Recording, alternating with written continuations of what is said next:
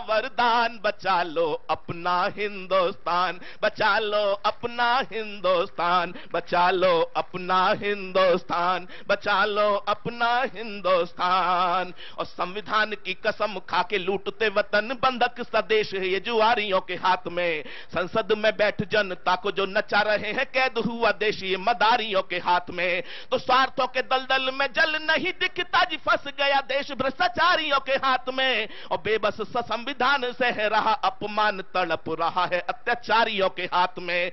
तो संविधान तो लोकतंत्र की गीता और कुरान, बचा लो अपना हिंदुस्तान। भारत माता की वंदे। धन्यवाद सोलंकी जी। हमारे बीच में बहुत सारे संस्थाएं हैं और जिन्होंने राष्ट्र को आगे बढ़ाने में अपना महत्वपूर्ण योगदान दिया है। सबकी ओर से माननीय श्री गोविंद आचार्य जी से मैं प्रार्थना करता हूं। आप प्रसिद्ध समाज सेवी हैं, देश के आप एक प्रबुद्ध जागरूक ऐसा आपका व्यक्तित्व है जिससे सभी परिचित हैं। तो कुछ पलों के लिए मैं आपको आमंत्रित करता हूं।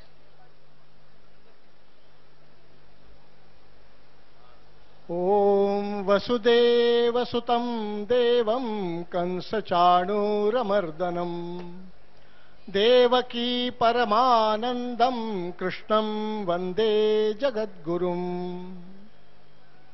पूज्य योग ऋषि स्वामी रामदेव जी महाराज, चाहता हूं कि सत्ताधीशों सुनो, परिवर्तन के रथ का घर घर नाद सुनो, सिंहासन खाली करो कि जनता आती है।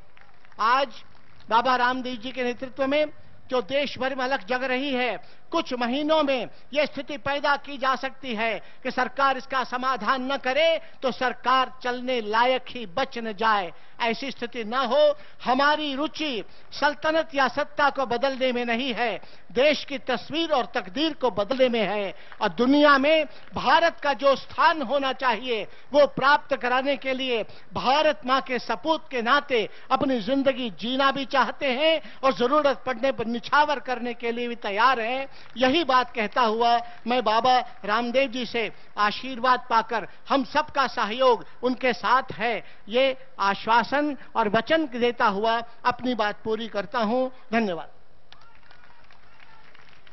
धन्यवाद आचार्य जी। आपकी ऊर्जा, आपकी शक्ति हमेशा निर्माण में लगी और यह अभियान आगे बढ़े।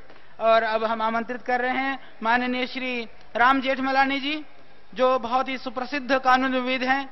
आपके विषय में श्रद्धेय स्वामी जी बताएंगे।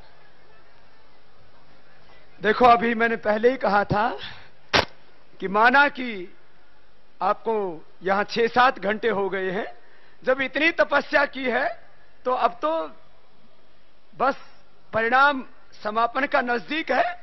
तो जो जहां खड़े हैं वहीं बैठ जाएं कुछ पलों के, जो जहां खड़े हैं। पूर्णाहुति अब होगी ना, अब तो पूर्णाहुति शेष है। जो जहां खड़े हैं, हमारे पगड़ी वाले भाई भी बैठ जाएंगे, जो जहां खड़े हैं वहीं पर बैठ जाएंगे, क्योंकि अब तो पूर्णाहुति करीब है। इसलिए ये आज का अनुष्ठान निष्पन्न होने जा रहा है। भाईराम जेठमलानी जी को मैंने कहा कि आपको आना है, मुंबई में थे और घंटों वहां से सफर करके सीधे एयरपोर्ट से यहां आ रहे हैं। अब भगवान ने इन जैसा दिमाग भी शायद दुनिया के कुछ चंद व्यक्तियों को दिया होगा। जैसे हमारी श्रद्धा बहन लता जी के स्वर पर हमको गुमान है, तो ऐसे इनके मस्तिष्क और इनके जज्बे पर भी हमको बहुत सा अभिमान है। एक बार जोरदार अभिनंदन। और इन्होंने, इनका जो प्यार है, हमसे मोहब्बत है और इस भ्रष्टाचार को मिटाने के लिए दिल में जो तड़प है, मैंने उसको बहुत करीबी से अनुभव किया है। मैं चाहूंगा एक बार सबके ओर से, मैंने एक बार आह्वान किया, बस बीच में कुछ युवक खड़े हैं वो भी बैठ जाएंगे, सब बैठे हैं। एक बार आपकी इस आज्ञा पालन के लिए भी आपका पहले तो अभिनंदन और फिर राम जेठमलानी जी का सबके ओर से अभिनंदन।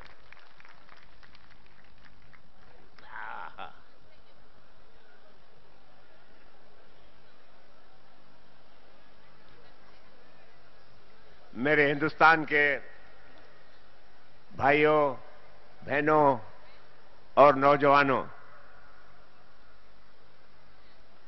मुझे आज एक तकलीफ हो रही। ये स्टेज पे जो भीड़ लगी हुई है वो संतों की, महात्माओं की, पादरियों की, इमामों की, मगर उनमें से मुझे एक भी पापी नजर नहीं आता।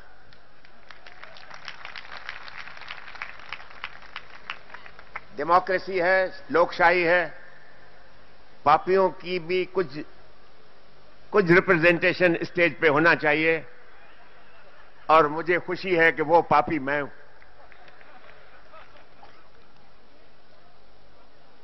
मुझे कोई तजुर्बा नहीं इतने संतों के बीच में भाषण करने का, लेकिन दोस्तों ये बड़ी बात है कि मुझे कहा गया है कि 2 मिनट लो, मैं इसी हुक्म का पालन करने वाला हूं। पहले तो मैं आपको बताना चाहता हूं, ये जो काले धन की बात हो रही है, ये काला धन कितना काला धन है।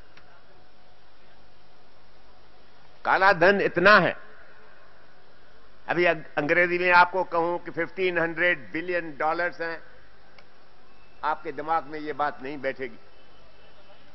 ये रकम इतनी है कि अगर हिंदुस्तान में आ जाए और बांटी जाए तो हिंदुस्तान के हर एक परिवार के घर में कम से कम 2.5 लाख रुपया पहुंचेगा। कोई गरीब नहीं रहेगा, गरीबी निकल जाएगी। 30 बरस तक ये जो बजट के भाषण सुनते हो बड़े बड़े, बजट में एक भी टैक्स डालने की कोई आवश्यकता नहीं। हिंदुस्तान के ऊपर जो कर्जा है वो कर्जा रातों रात खत्म हो जाएगा। ये इतनी रकम है जिसके लिए आज हम लड़ाई कर रहे हैं और इतनी भीड़ यहां हाजिर है। मैं सबका शुक्रगुजार हूं। दोस्तों,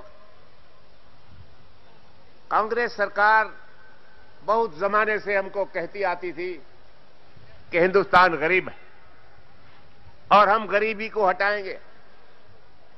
हमारे हिंदुस्तान का गरीब जो बेचारे के दिमाग में इतनी रोशनी नहीं, मगर वो समझता है कि मैं गरीब हूं, और जो भी गरीबी को निकालने का सिर्फ दावा करता है वो उसके पीछे लग जाता। बरसों तक हम गुमराह रहे, बरसों तक हम ये बात मान चुके कि हिंदुस्तान गरीब देश है, कोई न कोई हमको वो औलिया चाहिए जो इस गरीबी को जाके निकाले।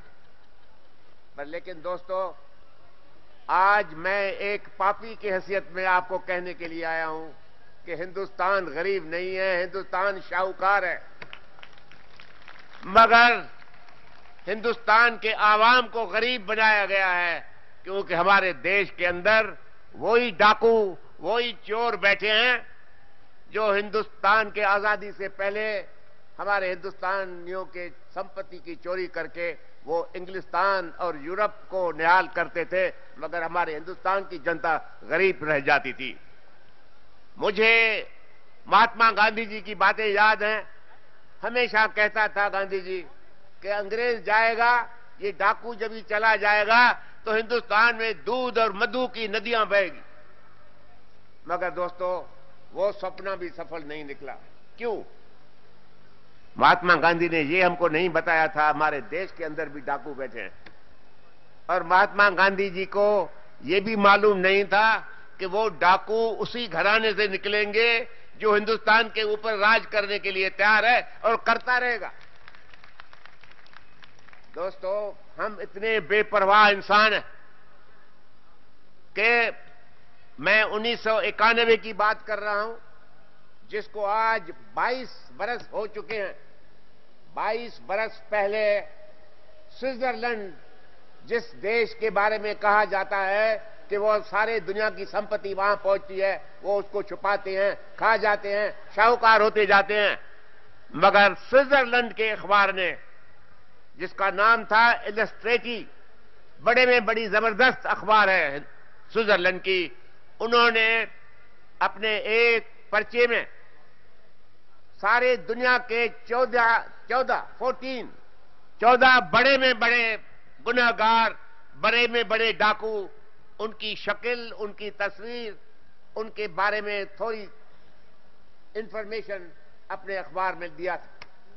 उन 14 गुंडों और बदमाशों के बीच में एक हिंदुस्तानी भी था, मगर नसीब की बात यह है कि उन 14 में सिर्फ एक हिंदुस्तानी था। वो एक हिंदुस्तानी कौन था? वो एक हिंदुस्तानी जिसका नाम उस अखबार में लिखा गया, 1991 की बात कर रहा हूं, वो था हमारे देश का प्रधानमंत्री राजीव गांधी। उसकी फोटो, उसके फोटो के बाजू में कि इस आदमी के 2.2 बिलियन, बिलियन की माना समझते हो? बिलियन की माना 1000 millions. A million means 10 lakh, 1000 10 करके इतने $1 मिलियन उनके शक्ल, उनके तस्वीर के बाजू में लिखे गए कि इंसान, इस राजीव गांधी के इतने पैसे स्विट्जरलैंड के बैंकों में जमा है। और उसके बाद 1994 की बात करता हूं, रशिया में एक किताब छपा गया जिसका नाम है state with in a state. Russia के केजीबी जो पुलिस फोर्स था, सीक्रेट पुलिस फोर्स, गुनहगारों का पुलिस फोर्स था, उनकी तारीख छपी गई। उसमें लिखा गया है कि राहुल गांधी को हमारे केजीबी से हर साल अच्छी तरह से पैसा मिल रहा है और राहुल गांधी हमारी शुक्रगुजारी करता रहता है और बोलता है कि जो पैसा मैं रशिया से लेता हूं वो हिंदुस्तान की जनता के सेवा में लगाता हूं। दोस्तों, 1991 स्विट्जरलैंड, 1994 के अंदर रशिया की अखबारें और किताब नवीस, मगर हिंदुस्तान के प्रेस ने हिंदुस्तान के जनता को यह बात कभी नहीं बताई, छुपाई गई। क्यों? कि भ्रष्टाचार हमारे प्रेस को भी खराब कर चुका है। प्रेस का फर्ज है कि जब भी हिंदुस्तान के अवाम के खिलाफ कोई भी जुर्म हो, उनके संपत्ति पे कोई भी डाकू लगे, डाका लगे, तो उसकी खबर उस रकम के मालिकों के सामने पैदा करो, उसके सामने